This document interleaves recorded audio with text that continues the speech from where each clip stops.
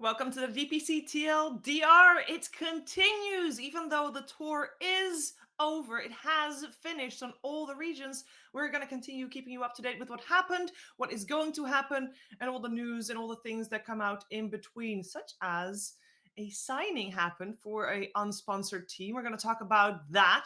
We're going to talk, of course, about everything that happened during the tiebreaker scenarios. There were quite a few of those, and basically everything that you really need to know regarding the replacement major activities. So stay tuned. I am joined by none other than Synderen, Jenkins, and Lacoste, and they're here to say very wise things. Isn't that right, Sin? Yes, I Yes. am very smart, and I only speak in wisdom. Thank you, Okay. Sin. Back to you, Sheever. Thank Yeah, I don't you. How are you have doing, to Lacoste? say anything. No. She just introduced me. We're all good. Got nothing smart to say anyway. Nah. We love to hear you talk about all things Dota, and I love to hear your opinion about the major replacement because I think that's what's on a lot of people's minds. Because obviously that is 2 weeks away. We just found out all the teams that are which are going, and we found out all the top fours are going. So let's start by the format. I will inform people that it's going to be the top four of every region, playing in a double elimination bracket, seeding based on performance in the league, and they'll play for money and for points. And Lacoste, I'm looking to hear your initial opinion on the replacement. My first opinion was good, great. We have something to replace the major, even though it's not a LAN. We see LANs happening in different games, but I'm really glad like Valve decided to step in after the community went wild. Every single post on Reddit was pretty much about no major and how they're not supporting the scene, but Valve, they listened. So this time around, we have even more money involved. There's going to be 100K, $100,000 per region, which is nice, especially for a region like South America. We're going to have less points compared to what the initial DPC points were. And the more teams are going to get money this way, because if they played a major, only top 8 would get money, which means the other 8 teams would go home with literally nothing. I mean, only the money that they earned playing the DPC. But this time around, I think it benefits a lot more for Southeast Asia region, which like you'll get money for even getting the 3rd or 4th place. The money should be 15,000. I mean, it's not that high, but in other regions, other than like North America, Western Europe, it brings more food to the table. Yeah, I think that's important to note. I mean, you're talking about Southeast Asia. I think also NA and SA, generally, if the major were to happen, only 2 teams per region would have a chance to even get any extra points, any extra money for that matter, Sind. Yeah, I'm how to say, I'm looking through the way this is going to impact each individual region, right? Yeah. So first of all, like you said in NA, right? There's only 2 teams that were even going to go to the major, right? There's one that was going to start upper bracket and one that would start wild card, I believe, if I remember correctly. No, one in upper bracket, one in group stage. One in low. So no One in group stage, wild. right? Yeah, Sorry, yeah. no wild card, right? So that's why there's only 2 slots in NA. So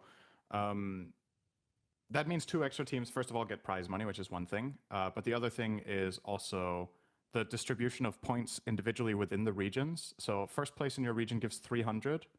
And I believe second place gives 160, if I remember correctly. 180. 180. Yeah. Good. Yeah. You guys have it all. You've got it all right. I have Liquipedia open here. Oh, that is a good source. I went off memory from earlier today. Anyway, if you have 300 and 180 respectively for the top 2, and the next 2 teams weren't going, then suddenly with this 250 DPC points you can get for first place. If you're the 4th place team and you get first in this regional tournament we have now, you can actually end up with the most points in the region. So Wait, well, how many points do you get? Like, for example, if you do, how many points do you get if you're 4th? Is that if you 60? were 4th now, you get nothing. If you were 4th in the season, you got top 60. 5. Oh, yeah. So you get 60 plus 250. So you could hypothetically get yeah. more points That's than the crazy. first place team if they came 3rd or 4th. Right. And then we can discuss whether that's fair or unfair or whatnot. But what's definitely clear here is that there's quite a lot at stake, right? If you're the big gun in your region, if you're the top team, you suddenly end up with 550 points, and the next team will have less than half of yours probably. So that gives you a really big head start going into the further stages of the year. And who knows how you would have done at the major? Like, if you think about it from the perspective of the, let's say, weaker regions, if you expected them to bomb out at the major, now all of a sudden you can have a stronger tiering within that region because they will get points for the top 2 there. Something that was discussed was whether this should have been cross-region. I think Valve's choice to not do that in the end is probably a good choice. They don't want ping to be a factor, even if it's NA versus SA. Still going to be 100 ping on some players and 25 on some others, and that's a question about the ping. Southeast Asia against China, like the ping should be really good. Like it's below 100. Right. Yeah, but if you're gonna put Southeast Asia with China, that's fair. I think because you've got a strong region and a not so strong region at this point, from what we know so far. But if you were gonna do Eastern Europe, Western Europe, both seem to be fairly strong region.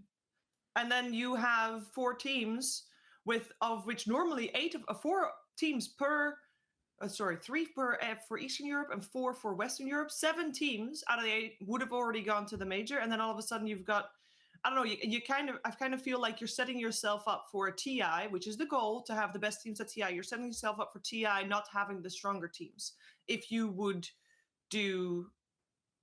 compare the regions up, if you would pair the regions up. Right. So you're saying if Western and Eastern Europe played against each other, some strong teams would get few points. Yes. Because they would lose to each other, right? Yes. Which I think for the China region, actually, this solution also puts China, which is a very strong region, I think also at a little bit of a disadvantage, because overall you're putting more points in every scene at an equal level, even though we know the regions aren't equal. Yeah, I mean the slots literally aren't the same across the regions. So yeah, maybe that should have been factored into the the point distribution in the regional finals. But it's it's one of those like last minute ditch efforts to just like fix something that was broken. So I get it. I think people generally are happy about it. Another thing that I do want to mention about the regional finals is that I think that it like the reason that this is good to me is just the precedent being set that like if we can't run a major, we'll do something and that we'll figure it out. And to me, Valve has always seemed like a really iterative company where if something is not going well with the community, they always fix it and pretty quickly. And it was looking like maybe that wasn't going to happen this time, and I was worried about that. Oh yeah. Like it was me and Synderen driving to the studio. Like I remember Cap asking me like, "What's wrong? Like, how are you feeling?" And I remember being like extremely sad when I read the news. Like my whole day was ruined. Like I try to compare how I felt after the major cancellation and the TI cancellation that we had. And I knew that like TI is going to happen eventually because it has to happen. It's the biggest tournament in the esports. But for the major, I just thought, this is something that might be like the downfall of the game. But Valve responded very quickly. Yeah, they just fixed it immediately. And they also like pumped in a little bit more money than people expected. And the community is happy. I was pretty happy overall with how they like handled things. Seems like the working formula is if we don't like something, if we stay together, apes together strong, and then, we can always whine on Reddit and Valve will listen. Yeah, I agree. It was like this unprecedented question mark. And one final thing about this is I do like I have a few friends that just watch Dota all day and maybe play like once or twice a month with the boys, one night a month to have a good time, but they don't play it so much. It's like, it's all about esports to them. Right. And I feel like hearing from them, they had this huge time investment of watching DPC like every night or every other night for, months straight.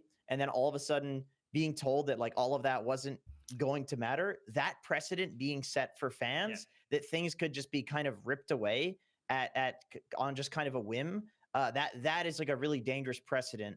And that's why I think a lot of people were feeling like, okay, maybe this could lead to Dota's downfall. So yeah, thank goodness that Valve still appears to be that very iterative company that when the community comes together, like they get shit done. So I'm really glad to see it. Compare this to watching Game of Thrones for 6 seasons, and then like you're so invested, you've been watching this. I don't know how long this takes, probably like a couple of weeks to watch the whole thing, and then they show up with the season 7 and maybe season 8. I don't even remember if we had those seasons, and then it's like just complete shit show from there. So yeah, Valve fixed it. Yeah, big thumbs up. Also, the bias that we talked about regarding the offset of points that would happen, since they have a solution for that, is just not happening now. We have an extra TI qualifier now. Yeah, that's what I was going to talk about as well, because like we said, there's going to be more points in the individual regions equally distributed, which historically speaking is unfair because some regions generally tend to do better at majors, which is mainly China and it's mainly Western Europe. There's been some majors where NA has got quite a lot of points and majors that SEA has won in the past as well. So sometimes there's outliers, but generally speaking, China and Europe do the best most of the time. But yeah, what Valve are going to do this year is that they're going to take the runner-ups, so the second and third place team from each region, because the first place team goes directly to TI. The second and third teams from each region will go to a, what do you want to call this, a wild card tournament? Last That's chance? what it is. Last chance tournament. Last chance. It's called last tournament. chance. Just like it. not to mix it up with what used to be wild card. So these 12 teams essentially it will be, because it will be 2 from each of the 6 regions, will go to a LAN and they will compete for the final 2 slots. And then TI will have 20 teams. So that's really exciting. It's something I've been, I don't know what you say, advocating for a while, that I think TI could have more teams. I think if you go back like 6, 7, 8 years, I think 16 teams was definitely very fitting, if not maybe even too many sometimes. Nowadays, the level of competition across the globe and how good the regions are, like how much closer it's getting, there's more teams that are in the running. And I don't know what you guys feel about this, because I've heard arguments both for and against. It's like, how many teams are too many? How many teams are too few? Like, if you have 16 teams, you have like truly the best. But how big is the distance really from the 16th best to the 20th best, right? Right now, it's almost, to me, it's almost insignificant. And almost honestly, any team that is in that 18 or 17, 27 to 20th range could even get top 6 at TI. Like, nobody thought Spirit was going to own, then they won. So, it's pretty crazy. I think with this current, because we have only seen this system in place for 1 year so far, right? I think with this system, with the amount of, or the lack thereof, of LANs we have, it's very difficult to gauge which teams are actually going to do well at TI, because I think TI, the amount of pressure you are under is obviously vastly different from if you're playing from home on a tour, 6 games over the span of 1.5 months, 6 series over the span of 1.5 months. And I think that more teams at TI will at least give more teams a chance to do well. And yes, I agree that maybe, a couple of those teams are not or shouldn't be there in terms of performance, how they perform at TI. But at the same time, those teams will have probably gotten there mostly by not doing necessarily well on LAN, but doing well in the tour. And you got to respect that too. So I think there's we basically see 2 different beasts, the tour system and the LAN system. And I hope that with the last chance tournament, we get more teams that thrive on that LAN system. And then hopefully the games at TI will be good there. Also, this last chance tournament is gonna give a bit more experience, like LAN experience, to the team that didn't play big LAN, so they can potentially experience mini TI if they manage to qualify. But even if they lose, there's gonna still get a good experience and see the flaws that they need to fix for the potentially next season. So I think overall, I think this is the great idea. One of the best addition to the TI we've had in years, I would say. Agreed. Yeah, I mean, some of these teams, these players haven't even met each other in real life. It's such a big deal to go to, a physical environment with the 5 or 6 people that you synergize well with online. And you can seriously find some chemistry in that sort of environment. that like maybe you see a team go to this last chance tournament, possibly like let's say an NASA team, maybe they don't do so well in terms of like actually qualifying for TI, but then they come back and then in the next tour, all of a sudden you have this very competitive team, and then eventually we have an esports scene where like every region is strong. Every region has the like the support in the tier 2 scene that China does. That's the dream right there. But I've literally just had a thought that we're kind of seeing the like slow dilution of TI happening over the last couple of years. Like, for instance, like we have the DPC now, right? Like some of the TI money went into making this DPC. This, Omicron shit happens, and all of a sudden we have this last chance qualifier regional finals with more money. Where does that money come from? That's coming from the TI compendium money. It's like a lot of people for a long time have been saying TI is too top heavy. We need to spread the love, and it's kind of slowly happening. And Very slowly. I do almost wonder though, is Valve like, are they testing the waters with this stuff to see if TI still remains as hype year after year, the more and more money that they spread across the rest of the year? Maybe they're not doing it on purpose, but they're going to see, I hope, that it works out for the scene in the long run. Yeah, I hope they don't take too long to come to the conclusions that I think most of us already know I agree. are true. I agree. I'm optimistic. Yeah. Once Dota 3 is out, it's gonna be a perfect system, like the perfect esports game, with no flaws whatsoever. Might happen. Is that why it's called Dota 2 beta? Is it literally just the entire game is a test for Dota 3? Yeah, this one is for the betas. Simulation now. The Sigmas can play the next one that comes out. You know what was exciting for me? For this year, this tour, season, was the first time that the intended plan for the season was going to be exactly the same as the year before, as never happened before in Dota. Every year, the DPC has looked different. But now it looks different again from the year before that. I do like this edition, though. I'm very happy with the last chance tournament. Don't know if we're going to continue calling it that, but yeah, I like it.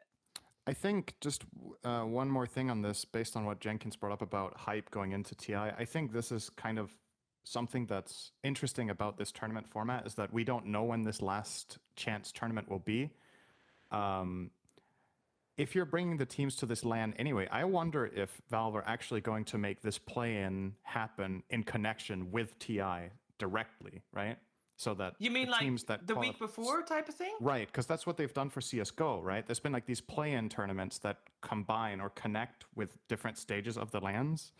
Not that the CSGO and Dota team ever talk to each other, but maybe they get ideas. You could, like, what do you guys think? So let's say you are running this last chance tournament with 12 teams and it will be on LAN. Wouldn't it be cool to have it be right before the group stage? Or would you rather have it like a month before? Because I think this builds additional hype going into the tournament and gets people more excited to watch leading into groups, right? Because one of the problems with groups historically has been now some teams get eliminated, right? But it's not like the stakes for each individual game is not at the same magnitude as these teams are fighting to get to play TI at all, right?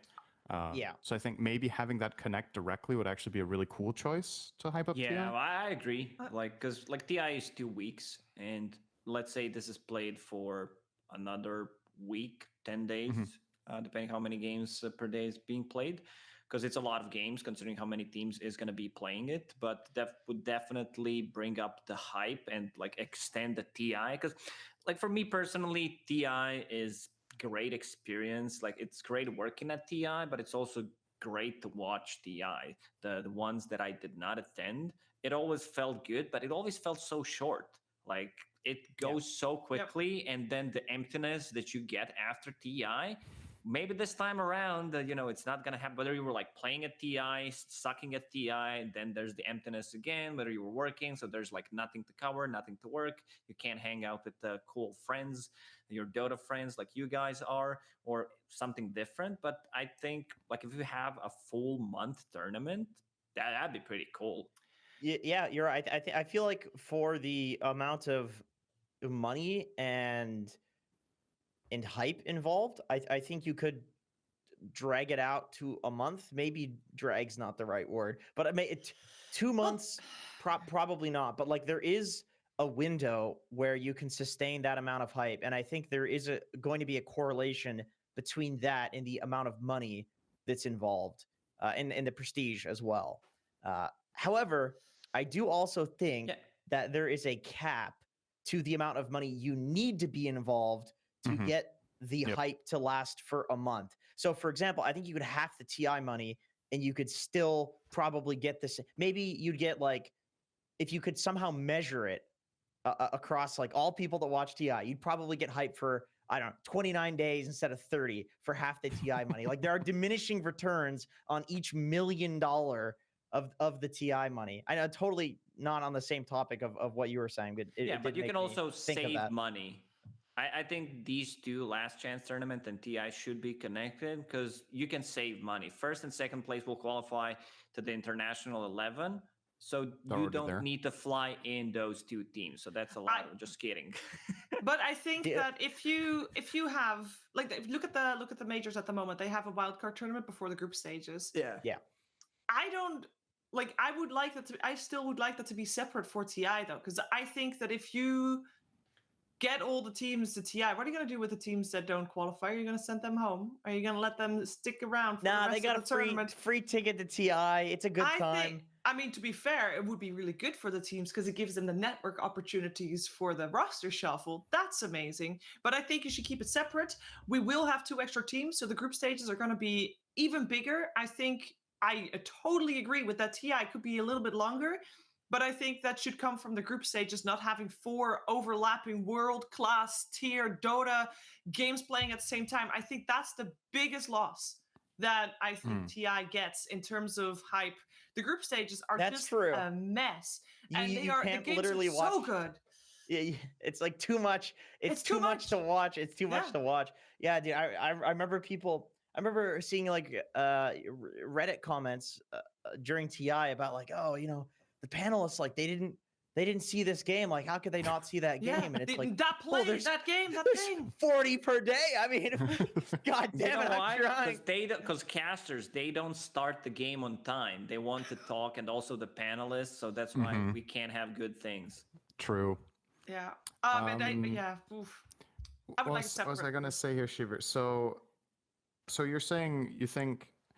Or rather, on the topic of this whole thing with teams going to TI and then losing and flying home without getting to play, I mean, if you want to look at it from like a very pragmatic point of view, that's the same thing that happens no matter when you put these qualifiers, right? Yes, but okay. So, but then to add to that, so another reason for me to say like put it as a separate tournament, if teams qualify to TI, I feel like once qualified, teams are equal. Everybody should have equal opportunities. Everybody should start from the same. Yeah, start from the same point. Right. So I think give them a month before TI, just like everybody. Teams normally don't start boot camping until a month before TI, if that, sometimes 3 weeks. And I think when does the last major end? July? Is that? I have the date somewhere. If you guys talk for a little bit, I have the initial date somewhere. Did Valve announce that TI is going to be in August or October this year? They have not said anything regarding TI. I don't think we know. Okay, because let's imagine it's in August, then you don't have that month, right? No, but it's not going to be in August. That's not possible. I think because we started so late. I think so. I am with Lacoste on this one. I think October again. I think we're going October every year now because we're just going to put a year between. Yeah. Also, like these 2 tournaments, the last chance tournament and TI, like if you want to send players. Sorry, the estimated dates.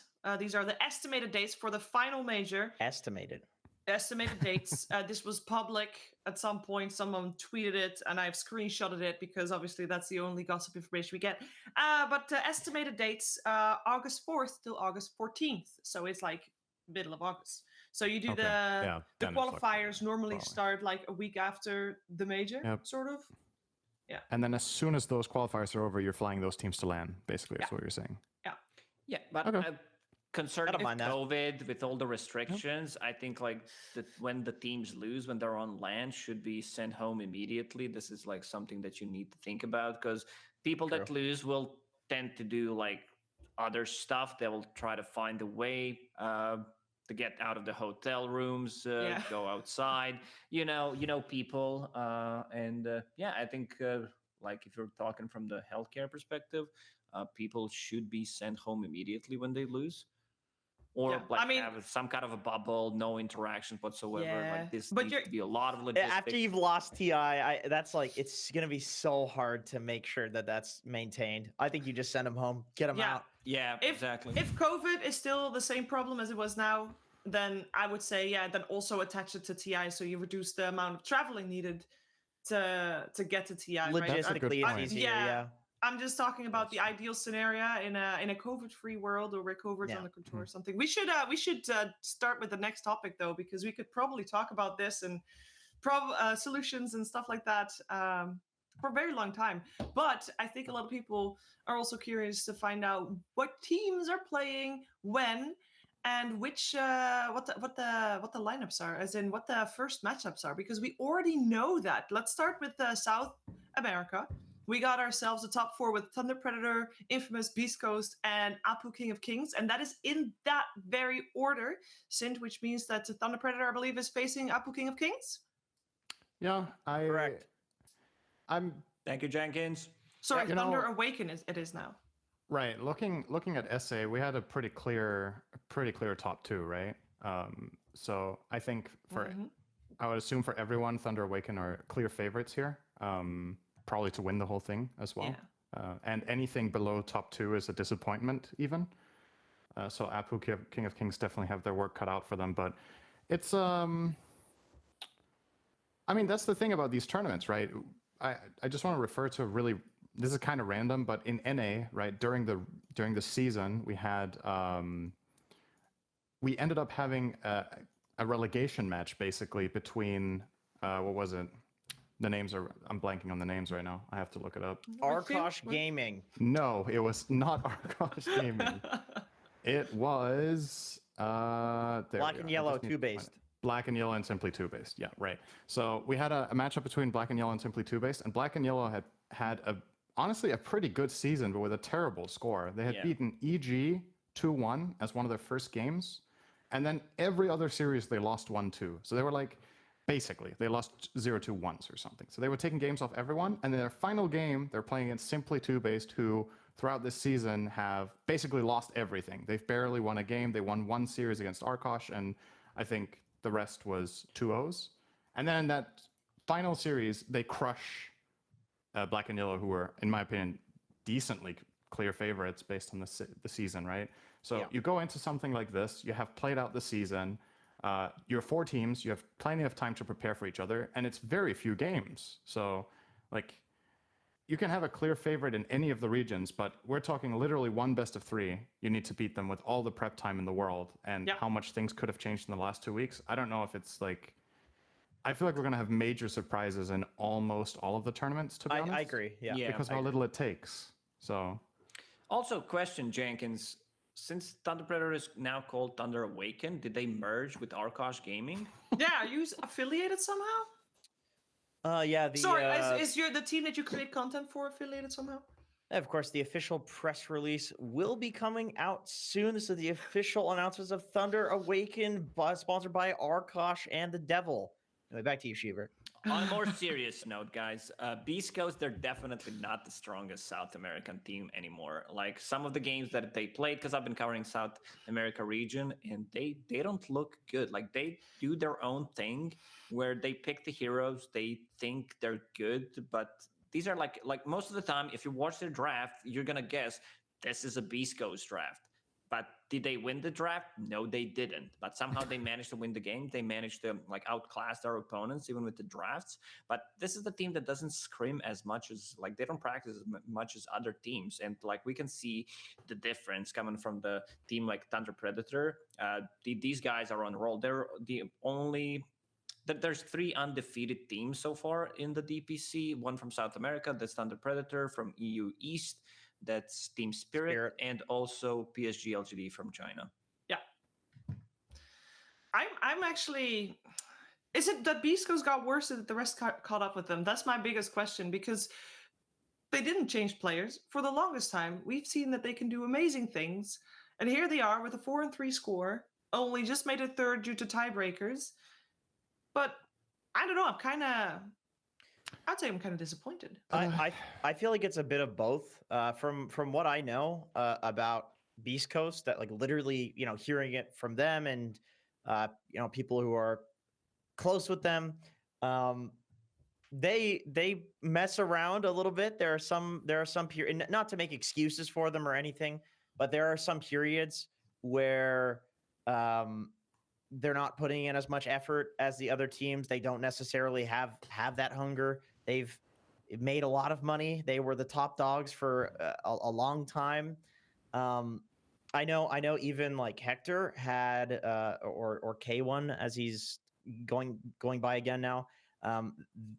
He had some like ranked anxiety where he was playing on like real ladder anxiety where he was playing on Smurfs and his team had to like sit him down and be like, yo, dude, like you're shit, basically. You're playing against rank 1000s all day. Like play on your main. Like you're getting really bad practice. You're setting bad habits for yourself. And then they did. The guy gets to rank 10 on his main from rank 100 in about two weeks to a month. Then all of a sudden Beast Coast looked really good again. I think you have a good point. Like Beast Coast, when we're talking about the international competition, I think they're always going to do good. If we had like TI right now, this is the team that I would say not easily, but they can get like top 8 because they match up nicely against like some top class teams in the world. And I still feel like Beast Coast would do better at LAN internationally. I agree. Than Infamous, Apo King of Kings, most definitely. Not sure about Thunder Predator, but they have so much experience on the lands, and like they don't give a damn. Like when they play Dota, they're in their own world. Like they're just like, whatever, fuck it, we'll just play our own game, and exactly. What I respect. Yeah. They've got this baseline that other teams will fall way below that internationally. So I'm glad at least they're maintaining their top 4 status because they're great to see internationally.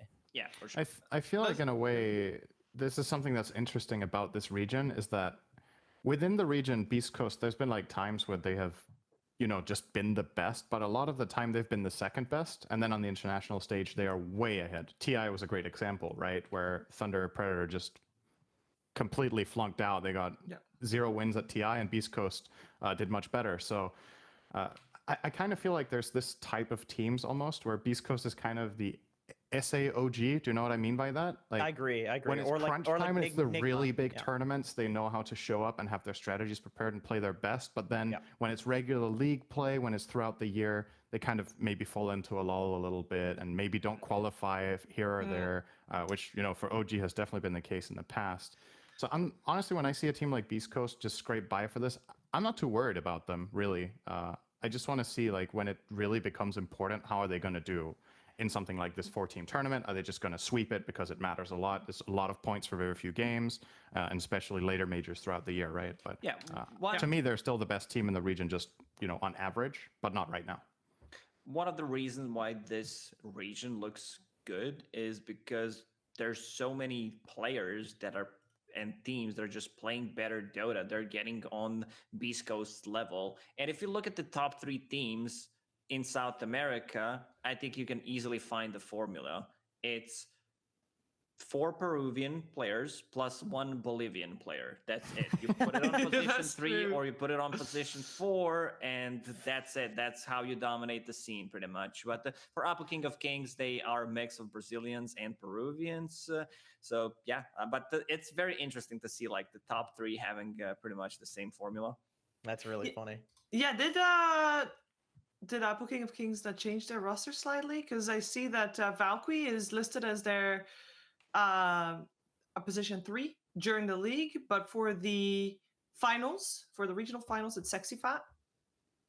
So it looks like they've kind of his join date is 5 days ago. Yeah, I mean they came 4th, meaning they get some points, but not that many. So I mean you can change now. You just lose a couple of points, but they saw from the other 3 teams that you need 4 from the same country and 1 outlier, right? And they were 3 and 2, so now they needed to spread it as well. So they're 4 and 1. So there you go. This is going to be a great tournament. Completely even now. Nobody has an advantage. Nobody has an advantage. I am very excited to see Thunder Awaken perform, and Apple King of Kings as well. And it is a bit crunch time for Beast Coast. We're kind of glancing over Infamous because they've been like steadily at the same level most of the time. But yeah, it will be curious to see who comes out on top there.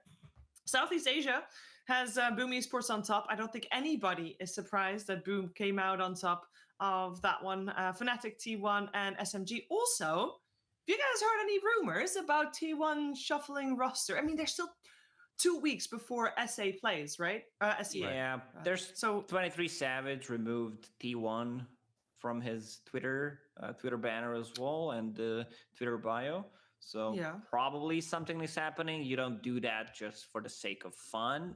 is he I'm like not the rank 1 player in SEA? Why would you do that? A good question. I don't know. But I want to like talk about Boom because Okay. this is the team that I would say completely dominated the Southeast Asian region. And the way when they formed, they pretty much took I'm not going to say all the best players in Southeast Asia because there's like so many good players, but there aren't that many good teams in Southeast Asia. I think they struggle the same thing we've seen South America struggle with a few years back. But definitely, like looking at the names that they picked up, they had some of the Neon players, Yopaj and Skem. Yopaj, he was probably my hottest player at the time during the first and the super second good. season. Like he's just been like completely dominating the mid matchups, and like he has some signature heroes like Puck. Whenever I think about him and his performance, it was Singapore Major, that he also completely popped off. I believe even in the losing game, he didn't die a single time, and then the game with like 20, 21 and 0 or something just rings a bell. Like taking the Tims and also FBZ, they created a team that, like, when you look at the players on paper, these are the players that you want to get pretty much from Southeast Asia. I think they did a very good job with scouting the players and I agree. together. Speaking of scouting the players, I have also heard a lot of credit for Boom Esports performance given to their coach, Mushi.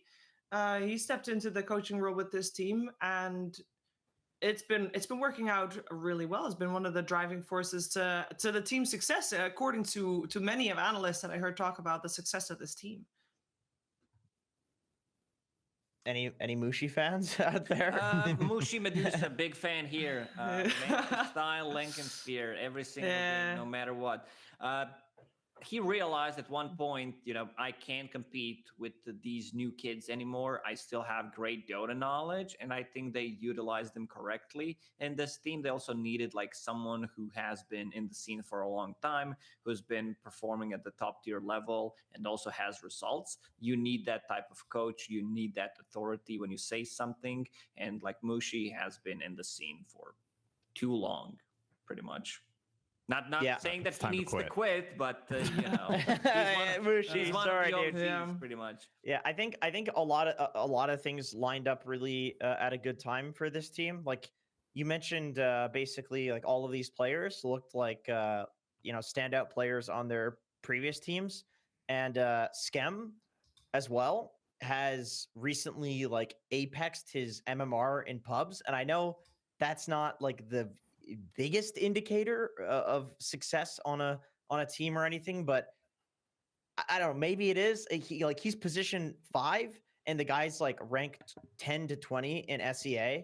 He's not just ranked 10 to 20, he's also playing a lot of really innovative stuff, or at least prior to the second half of this DPC, it was innovative. Like Jakiro, for example, he was spamming that hero. Weaver position 5, playing a lot of that hero, obviously taking it from the pubs into competitive and looking really good. And we saw that in Western Europe as well. Celery got 11k MMR as a 5, and all of a sudden this team has all of these innovative smokes, and the warding is really good, not getting dewarded, and they're able to pick Treant Protector and these weird 5s that are first phasing and throwing off teams that like are not used to playing against it. So yeah, I think everything just lined up for Boom, and that's why they look good. They've got a good coach, they've got good cores, their supports are top tier in both MMR and competitive. So it's not a surprise, like in retrospect. No, that's for sure. To me, looking at this, what I'm curious about is like we have this 1 to 4 ranking, right, from the DPC. I think it's pretty accurate for how this is most likely to go down. With Fnatic in second, obviously some really big names on there. But like if T1, let's entertain the idea that they're replacing 23 Savage, which seems to be the case. The number one rumor I'm hearing right now is Ana. And Yes, he has played 123 games in the last 2 weeks. Oh, that's 100. This is the listen to me. So you have T1, 2, 3, which means 23 Savage, and Anna played 1, 2, 3 games. Like if this is not Illuminati doing the work, I don't know what that is. Okay, so all right, Send. Continue with the point. Yes, Ana's been, how to say, he's had these insanely impressive performances with OG at 2 TIs, but then in his last run was very unimpressive. I think when he came back, he was impressive. Absolutely, yes. Damn, you just keep on giving. I think his last showing was definitely a clear step down from what we're used to seeing from him, and I think part of it is, probably just what shape he was in coming back. Like, did he have enough time to practice, get warmed up, get into that like a level of play that he can perform when he does his best?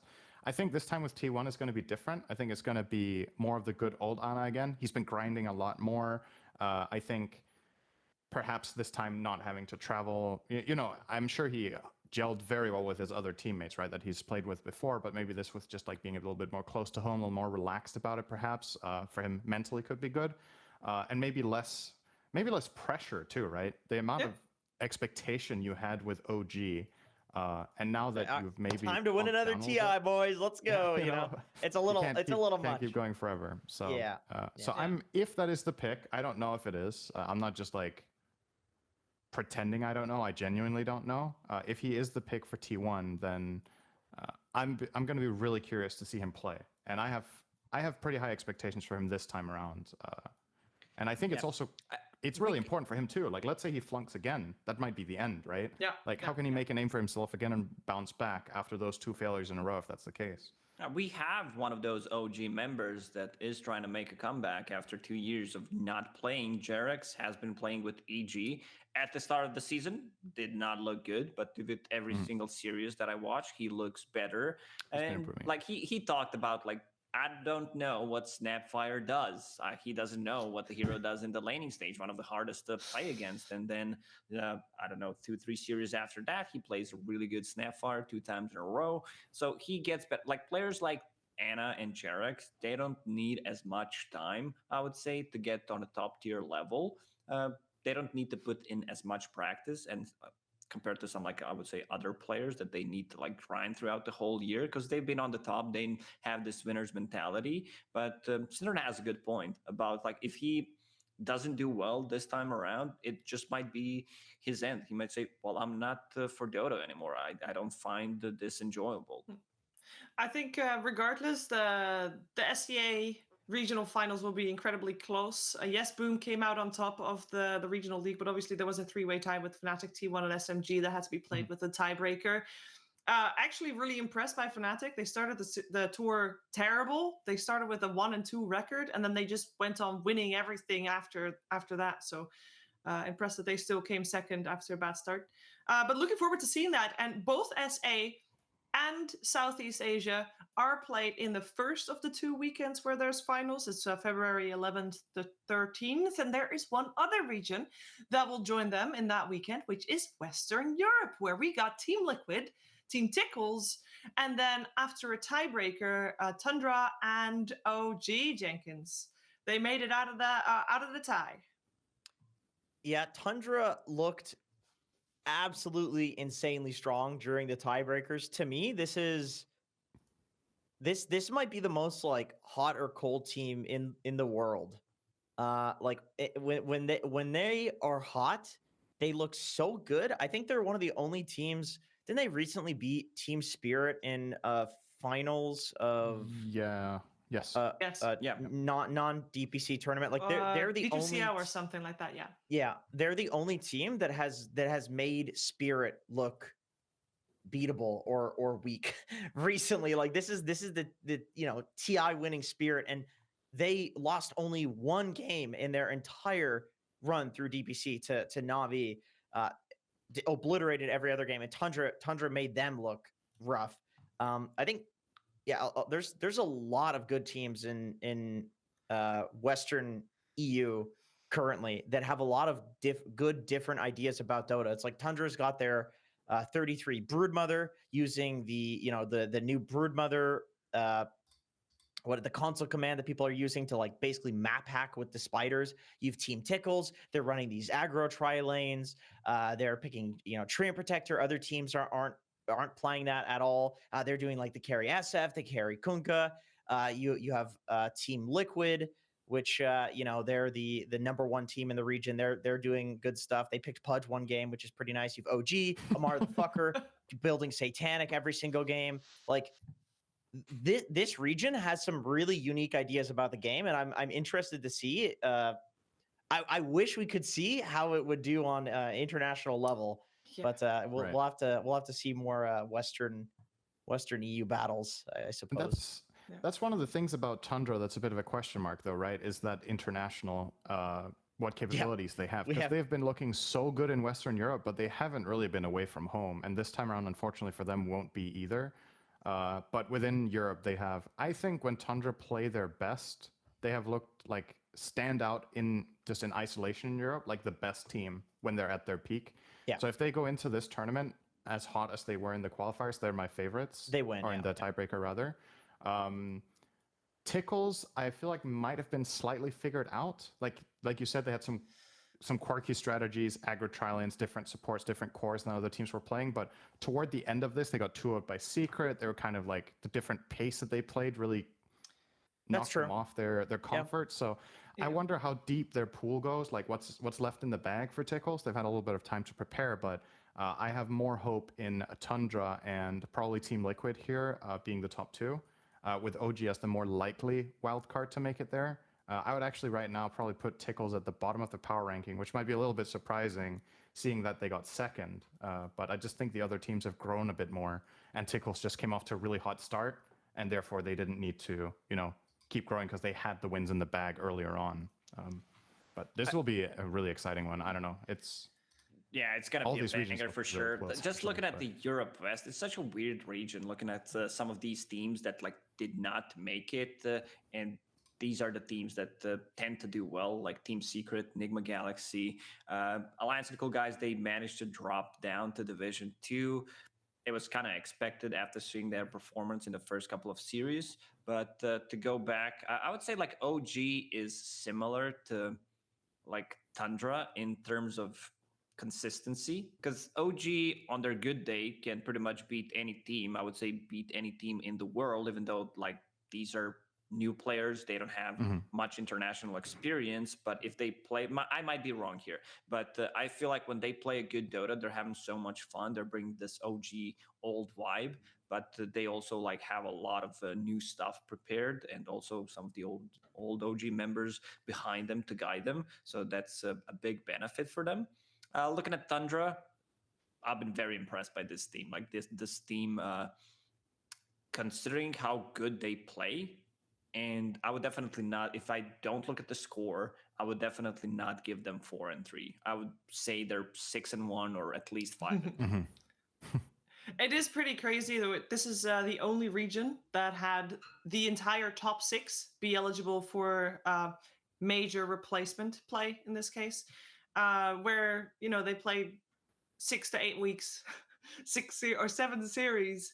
And then at the end, everything's decided in a best-of-1 round robin with 4 teams, which is pretty mad. Would also still like to see Team Secret and Nigma Galaxy perform, but those teams normally do better at LAN. So if you're thinking, I'm thinking majors, actually at LAN for the next 2, I think that they'll be fine. So I'm very excited that we have this top 4 in particular, because they're a bit of a wild card in regards to how well they do when they are indeed on LAN with international teams other than the Western Europe region. But yeah, they're anything could happen with the amount of preparation time that we're going to see, and hoping that all the teams have a good day, because they are a little bit up and down in cases of Tundra and OG. Curious to see how that will go down.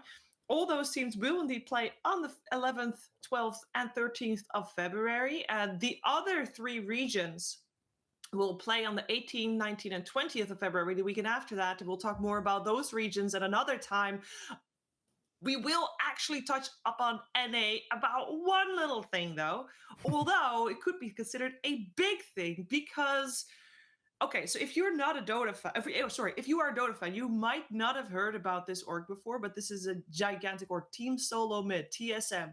Gigantic org, stems from League of Legends, used to be a community website with guides and stuff. At some point, it dabbled in World of Warcraft guides. I remember that in 2009. And they have announced that they have picked up a Dota team, and it's Team Undying synth that they went with. I mean, that is some exciting news. An NA org stepping back or into Dota 2. It is.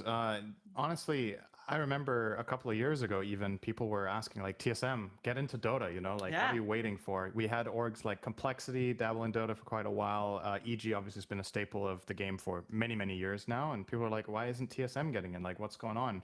And funnily enough, or well, ironically for me, I feel like, you know, now the major got canceled and Undying were actually at TI last year.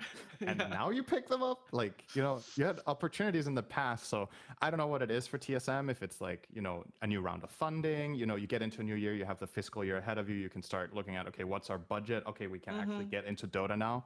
I don't know if they wanted to the last couple of years, but now they're doing it. And in a way, a little inopportune time, perhaps, but hopefully Undying, which is now going to be TSM FTX, will do really, really well. And if nothing else, I think it's really good for the region and the game in general if we get more big orgs from NA on the board, because NA has been dry, man. It's just not been represented compared to other games. Like, you look at Rainbow Six Siege, you look at CSGO, you look at League of Legends. There's way more of a culture in NA around this, but there's a lot of Dota players still. And the representation has just been totally skewed, I think, against Dota in NA. So this is very good news, I think.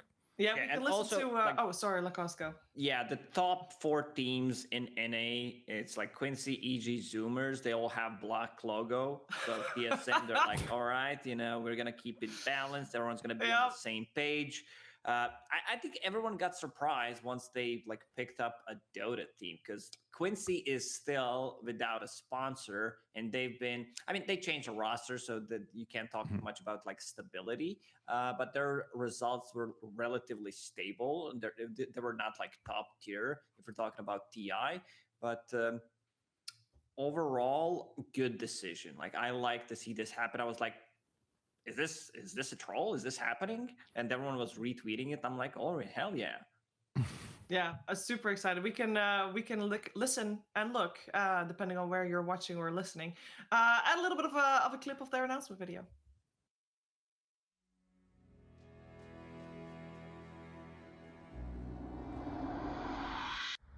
My name is Tomato. Bro, I'm Speed. Same really. I am David Mungian-Tan. I'm team captain for TSM Dota 2. TSM is not just in the League of Legends org, it's the #1.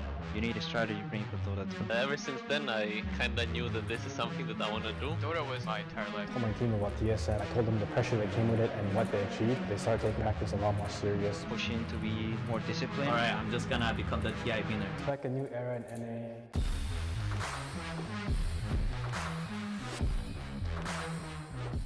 To all the TSM Dota 2 fans out there, expect a new era in NA. Expect a new era in NA. I hope so. There. Yeah, I mean, it is actually crazy the amount of support that an org can offer a team like Undying, because these guys were not sponsored for like the longest of times. So I wonder how big of an impact that has on their performance as well, because generally, when you got an org backing you up, you have that extra pressure to perform, but you also have resources to train more, and you don't have to worry about, well, I hope anyway, about whether you make your next rent check, right? That is something that, like, financials of Dota 2 as a professional player without an org are just very uncertain. Yeah. Not to make it sound like any sob story or something. You know, these guys get to play video games all day. It's pretty cool.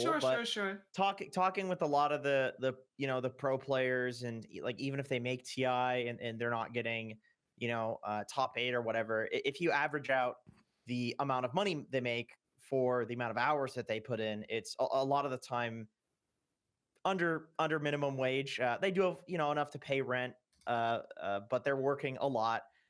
They don't have their team psychologists. They don't necessarily have a coach. They don't have facilities to boot camp or anything like that. And I think in the last like 3 to 4 years of esports, we have, or at least in Dota, generally people are putting a lot more respect on the external things that impact gameplay rather than just like, oh, let's get better at Dota. Like generally, people are pretty goddamn good at Dota right now, for a lot of reasons. But like OG, they obviously famously won 2 TIs in a row with a psychologist at hand, and so I think this stuff does add up, and I expect a lot from Team Undying, especially given how they performed at TI. They did unfortunately get eliminated in the first round when they actually made it to the playoffs, but in the group stage, they actually looked like the strongest NA team. Yeah, I think this is, I hope, the start of a new era, as Moomyander says. I can't help, though, but feeling a little bit sad for Quincy Crew. They have been searching for a sponsor forever. I kind of feel like there's probably stuff that we don't necessarily know about. Of course, there's probably, maybe they asked for more, they could be having different context. Networking is always a big deal in every industry, really. And my esports is boy, no different with Jack that. Chen, also known as KBBQ, he's a picky guy. He's not want to play Dota with anyone anymore. He, when he was playing, he only wanted to play with certain people, play the certain heroes. So it might be the same thing with sponsors. He's set his eyes on someone real good, and if he doesn't get like what he has in his mind, he just does not want to lower the bar, which I respect. It could easily also be the other way, right? That you're TSM, you're looking to get into Dota, you want to get an NA team because you want to, build the brand in NA, and you're looking at the options that you have. You have this team that has been stable for over a year that has already proven that they can go to TI and play on the biggest stage, right? Or you have the team that is better right now. If you had to put your money, which one do you choose? Like, I could see arguments for both, right? Like, you're right. Quincy right now in the league did better. I don't know how much emphasis TSM, it's also, an org that has a lot of emphasis on streaming. I think both teams have streamers that are valid, right? You have Quincy, for Quincy, you have Kezu and Quinn, and on Undying, you have Tomato and Moonmeander, who haven't streamed, I think, as much as the other two, but, also can make content for the org. So maybe you consider it a draw on that front. I don't know if you want to do that. Quinn is easily the biggest out of them in terms of average numbers, but like if they, depending on what angle you come from and you look at all the pros and cons, I think Undying were a really good pick here. So I can't really fault them for that. And I just hope for my boy Kezu and Quinn and for Quincy Crew in general, if they find something comparable, and maybe that, now that TSM is in, maybe we get some of the other NA orgs, that's a little bit more eager, like that's what I'm coming back or CLG. something like that. CLG. Cloud9, my boys, let's go. But we really need TSM to do well then, because it needs to be proven that picking up a team is worth it. Well, so the question is, what's doing well though? Because we have 2 slots in NA, so it's like there's not much. I think doing well in Dota 2 is you make it to TI and you come top 8. Yeah, that is a very that's tough. That's a tough. Good year. I think what Quinn said about all of us being in an airlock. Maybe he was referring to the Dota scene, but I think it fits NA. Everybody being in an airlock, and then somebody throws in like, I don't know, a meatloaf or something, and everybody just ravenously like grabs and bites at the meatloaf. And just, EG have all the weapons. It's just EG eating. Yeah, they have the shanks, and so they're the ones that get to eat the. He said some other meat. It wasn't meatloaf. I can't remember what the meat was, but some sort of meat product. Was it Undying that beat EG? Or no? Yes, they did. In the tiebreaker? All right, so yes, this might also be a reason why TSM chose Undying, because Quincy Crew lost to EG. While that would Undying... be a very recent or did consideration then. That is very, very recent. No, wait They've a probably second. been in discussions before that, right? AG beat both 2-0. My bad. Yeah. It was both towards the end when EG was already looking better than at the start. Okay, so my point is wrong. Undying 2-0'd EG, and But then we did have the tiebreaker that Undying did. and Yeah, in the tiebreaker. Oh, in the tiebreaker. Yeah, but yeah. they probably, I would imagine that this is a deal that's been in the works a little bit Yeah, longer you're That's than a two legal years. direction. That Oh, you was guys def- got it. Let's It's go. like, yeah, all right, you beat EG. Let's go. That's all we were waiting for, boys. I mean, Oh, Moon yeah. Meander in one of his interviews talked about like how Quincy broke them. Like when they lost like the third game, I believe it was, so when they just completely stopped playing Dota.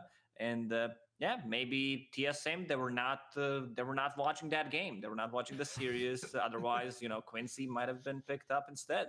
Yeah. He's right. Yeah, it could be. It could be. But there could be so many reasons indeed why they went with Undying over Quincy Crew.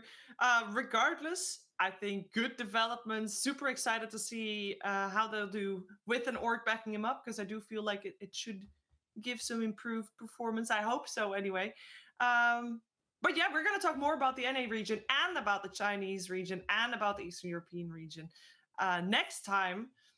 But for now, we've kept you up to date with the Team Solo mid pickup from Team Undying. And we talked about the major replacement tournaments, which we're probably going to talk about quite a bit just in the next 6 months, 7 months, depending on when it is.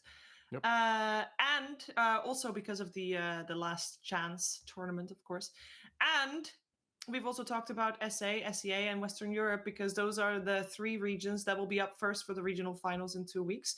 Lacoste, Jenkins, and Synderen, thank you so much for joining me on this show. You have been watching the DPC TLDRs. Thank you so much for tuning in, and we'll see you on the next one.